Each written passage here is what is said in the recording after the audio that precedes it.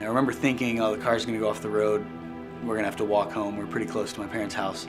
And the next thing I knew, I woke up in the car, and we had turned over, rolled the car into a hill, the windows had broken, and I had blacked out for a second. The first thing I really remember was waking up and not knowing where I was and climbing through the window out into a farmer's field. I helped my girlfriend out of the car, and we walked to a nearby house and asked them if we could just hang out there for a second. I remember them giving me a weird look and saying, "You need to lay down. You're not doing too well." And that next morning, I remember the first thing I asked them was, "Can I see what happened? Can I see myself?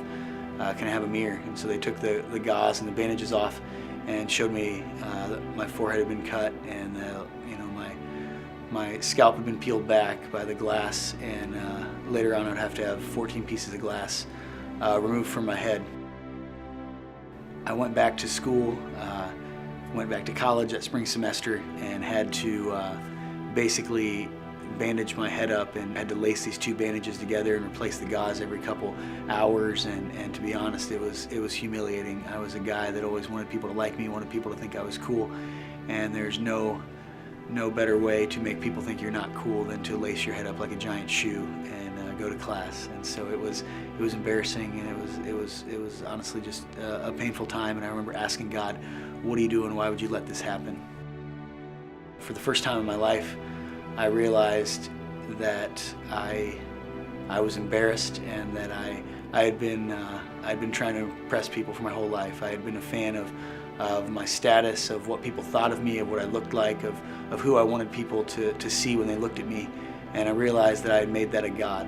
I was still putting my family and our image and what people thought of us and what people thought of me and what I wanted people to see when they looked at me. I was putting all those things above God and in front of God. And I came to realize that, again, my identity isn't in my health, isn't in the fact if I have any hair on my head. My identity is found in Jesus. My identity is found in the life that He gave for me, and the life that I've found in Him. And my identity is found in the life that God has called me to, and the life that I have in Him. My name is Artrip. I'm the Momentum Creative Consultant, and I am second.